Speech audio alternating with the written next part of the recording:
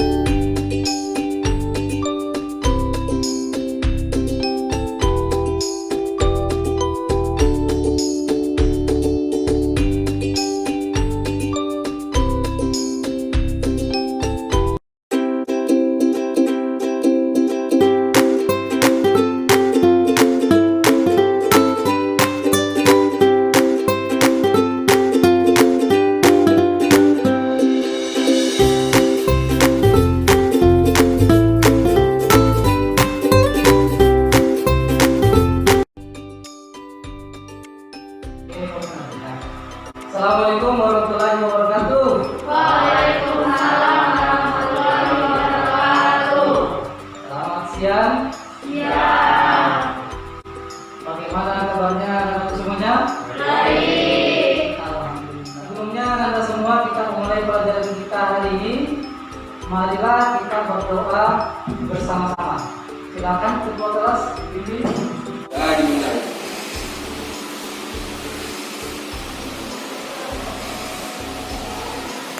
Suara selesai.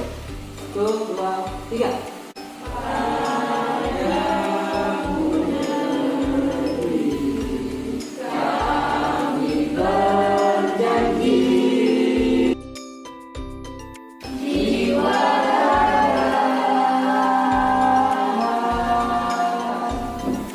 Semangat pagi. Pagi.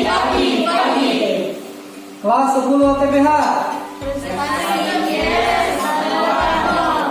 SMK 9 Samarinda. SMK bisa. Semangatnya ya. Berarti sudah siap untuk belajar. Oke, karena Anda sudah semangat belajar ya. Jadi Bapak sebelum masuk ke pelajaran, Bapak tanya dulu.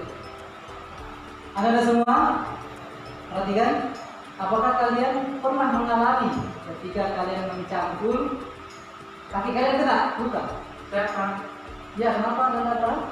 karena waktu membantu Bapak membuat jaringan bisa patah. Abraham luka kakinya kena cangkul pada saat membantu bapaknya di ladang. Bapak tanya lagi Abraham, kenapa sehingga kakinya luka? Karena tidak memakai sepatu depan.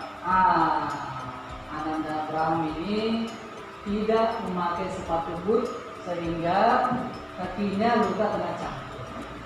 Itulah tujuan pembelajaran kita untuk hari ini, Ananda semua. Keterangan untuk materi kedua, yaitu penerapan keselamatan dan kesehatan kerja yang disingkat K3. Jadi di materi kedua Anda semua, di penerapan keselamatan dan kesehatan kerja itu ada 2 kompetensi, ya, kompetensi pengetahuan dan kompetensi keterampilan. Di pengetahuannya kalian harus bisa menerapkan yang namanya K3.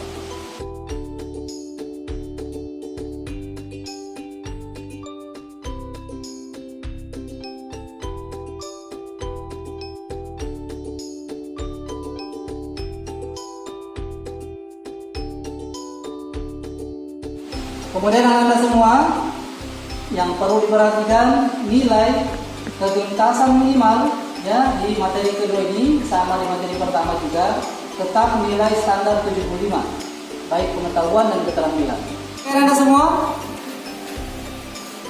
sebelum Bapak masuk ke materi inti kita, Bapak mau tanya dulu ya.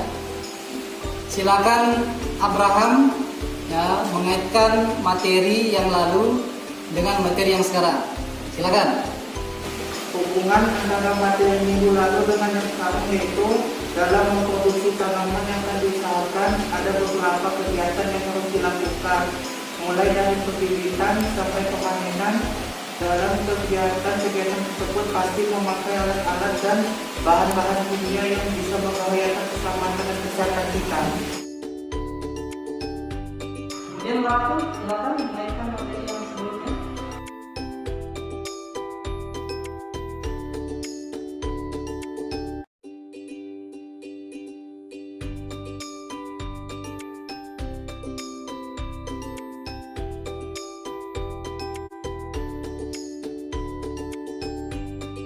Kalian sudah mengamati videonya, ya mungkin kalian itu bertanya-tanya, ya apa sih yang ada di dalam video ini, ya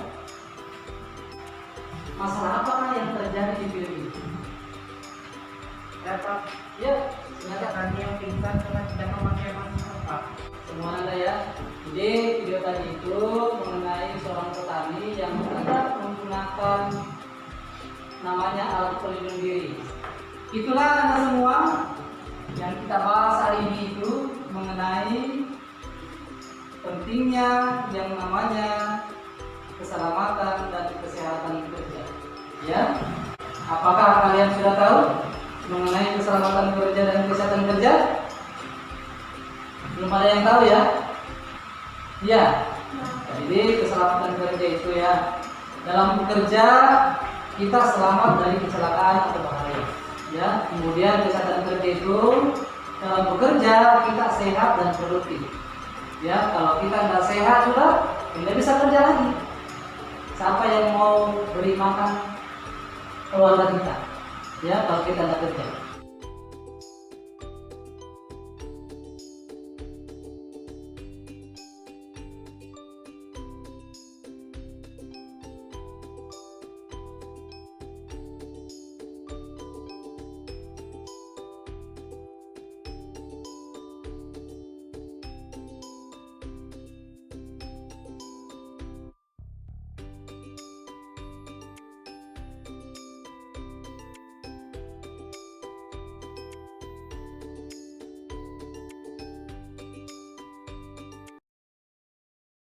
Pak, Terus silakan Abraham. mohon izin Pak menjawab mengapa tidak itu sangat penting dilakukan, karena dalam kita bekerja tetap selamat dan sehat supaya kita tetap produktif. Jika kita tetap produktif juga kita sejahtera.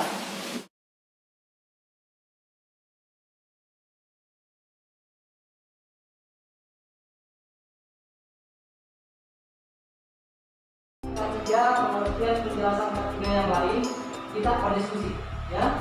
Silakan membentuk kelompok dan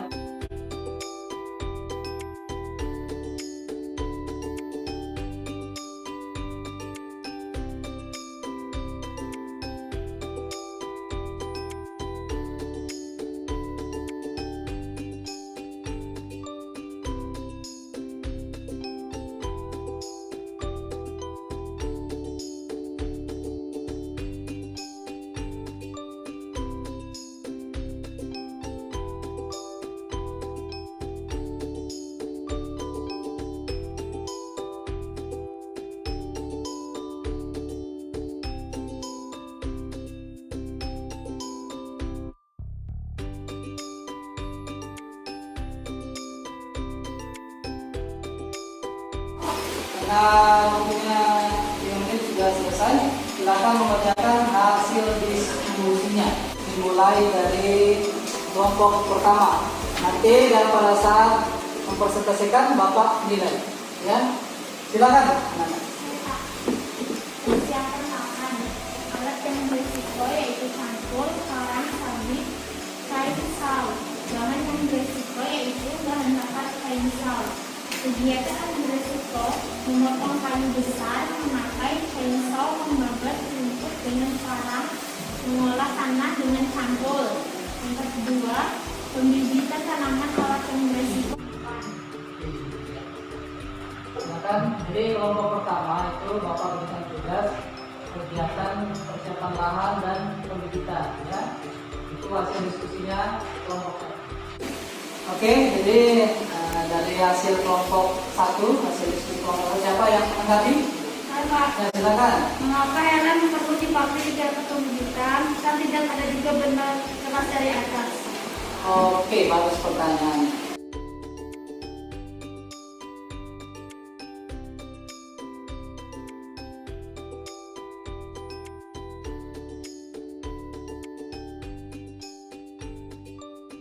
Memakai alat pelindung diri yang lengkap dimulai dari topi, kacamata, masker, pakaian dan celana yang panjang, ya, dan ditambah dengan pelindung tubuh dan itu namanya apron, ya. Kemudian pakai sarung tangan karet dan sepatu boot. Nanti kita akan lakukan di tempat praktik. Oke, Anda semua. Setelah ini kalian mengganti pakaian praktik, bisa langsung ke lahan praktik kita. Silakan Anda semua. Assalamualaikum warahmatullahi wabarakatuh. Waalaikumsalam warahmatullahi wabarakatuh. SMK? Bisa. Ulang lagi. SMK? Bisa. Anda semua, kita masuk di tahap keterampilan, ya, setelah tadi berdiskusi, ya, untuk merumuskan SOP K3 dari menyemprot gulma. Jadi kalian akan berpraktik nantinya, ya, bagaimana kalian menunjukkan APD yang lengkap dalam menyemprot gulma. Jadi nanti Bapak berikan lembar kerjanya, silakan diperhatikan langkah-langkah praktik kita yang pertama. Jadi nanti tetap berkelompok, ya, dia kelompok. Jadi dalam kelompok itu nanti ada satu orang yang menunjukkan SOP K3-nya seperti Bapak ini.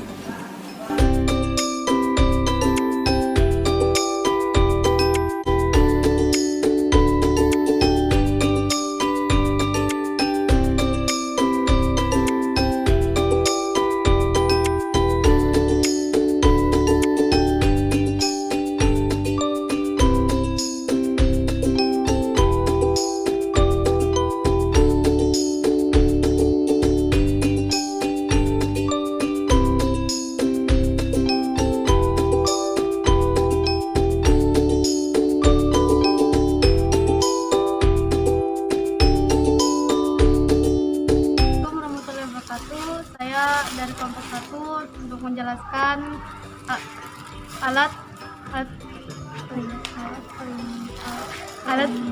pelindung dari matahari. Assalamualaikum warahmatullahi wabarakatuh. Perkenalkan, kami dari kelompok 3 ingin menjelaskan alat pelindung diri untuk pengendalian gulma.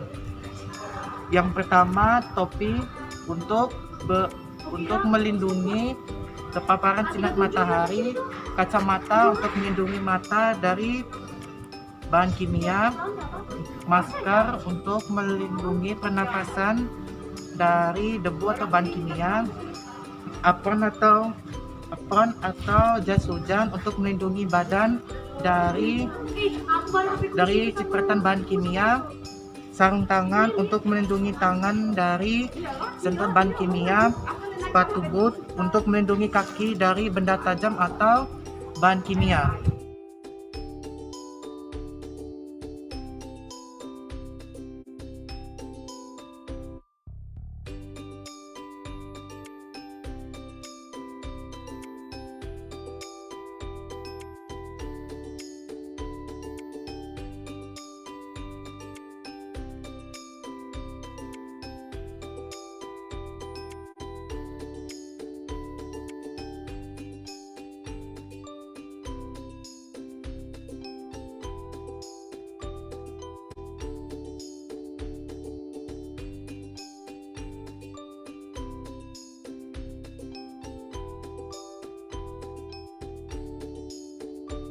Oke, anak semua, kalian sudah berpraktik. Bapak sudah lihat semuanya sangat bagus dalam berpraktik, mulai dari memakai APD yang lengkap, kemudian menyemprot di rumah yang benar, kemudian mencuci ya, membersihkan alat semprotnya dan APD-nya, dan disimpan di tempat yang berteduh dengan keadaan rapi.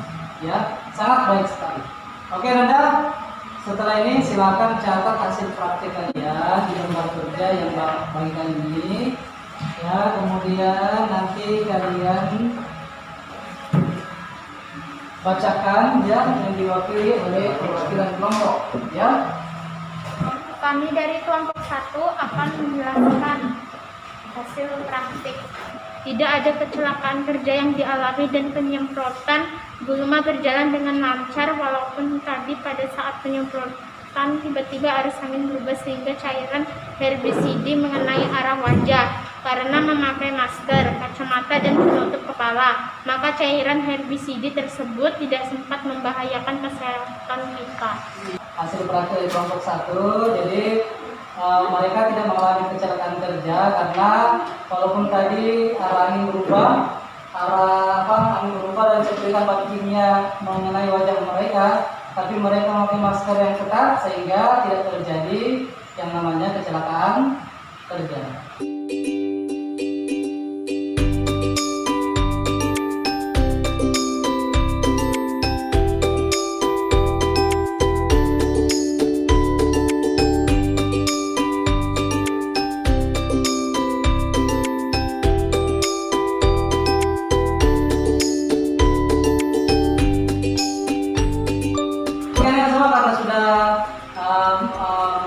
Mengkomunikasikan hasil praktiknya, silakan kerja soal yang Bapak sudah berikan. Bapak jadikan PR saja karena waktu sudah habis ya. Oke, Anda semua, karena sudah berakhir pembelajaran kita ya hari ini.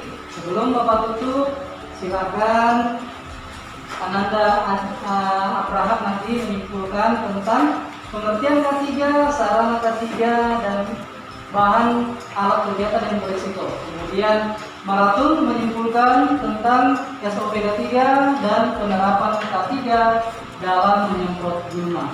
Memahami pengertian K3, sarana prasarana K3 dan alat bahan kegiatan yang berisiko dan sudah mempraktikannya, maka saya dapat menyimpulkan bahwa K3 itu sangat penting untuk dilakukan dalam bekerja, yaitu dengan cara memakai APD yang lengkap.